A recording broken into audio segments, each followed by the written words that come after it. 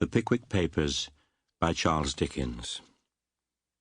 The first ray of light which illumines the gloom and converts into a dazzling brilliancy that obscurity in which the earlier history of the public career of the immortal Pickwick would appear to be involved, is derived from the perusal of the following entry in the Transactions of the Pickwick Club. May the 12th, 1827, Joseph Smiggers, Esquire, presiding. The following resolutions unanimously agreed to. That the corresponding society of the Pickwick Club is hereby constituted, and that Samuel Pickwick Esquire, Tracy Tupman, Esquire, Augustus Snodgrass, Esquire, and Nathaniel Winkle, Esquire, are hereby nominated and appointed members of the same, and that they be requested to forward, from time to time, authenticated accounts of their journeys and investigations, of their observations of character and manners, and of the whole of their adventures, together with all tales and papers to which local scenery or associations may give rise, to the Pickwick Club, stationed in London. A casual observer, adds the Secretary, to whose notes we are indebted for the following account, a casual observer might possibly have remarked nothing extraordinary in the bald head and circular spectacles, which were intently turned towards the Secretary's face during the reading of the above resolutions. To those who knew that the gigantic brain of Pickwick was working beneath that forehead, and that the beaming eyes of Pickwick were twinkling behind those glasses, the sight was indeed an interesting one.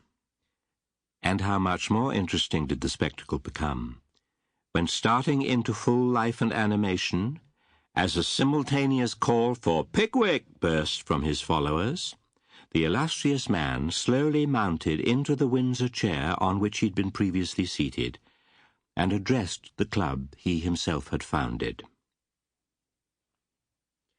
On his right hand sat Mr. Tracy Tupman, the too susceptible Tupman, who to the wisdom and experience of maturer years superadded the enthusiasm and the ardour of a boy, in the most interesting and pardonable of all human weaknesses, love. Time and feeding had expanded that once romantic form, but the soul of Tupman had known no change. Admiration of the fair sex was still its ruling passion. On the left of his great leader sat the poetic Snodgrass, and near him again the sporting Winkle. Mr. Pickwick observed, says the Secretary, that fame was dear to the heart of every man, and he could not but feel that they had selected him for a service of great honour and of some danger. Travelling was in a troubled state, and the minds of coachmen were unsettled. Let them look abroad, and contemplate the scenes which were enacting around them. Thus it was that Mr. Pickwick and his friends set out the following day to discover what they could of the world.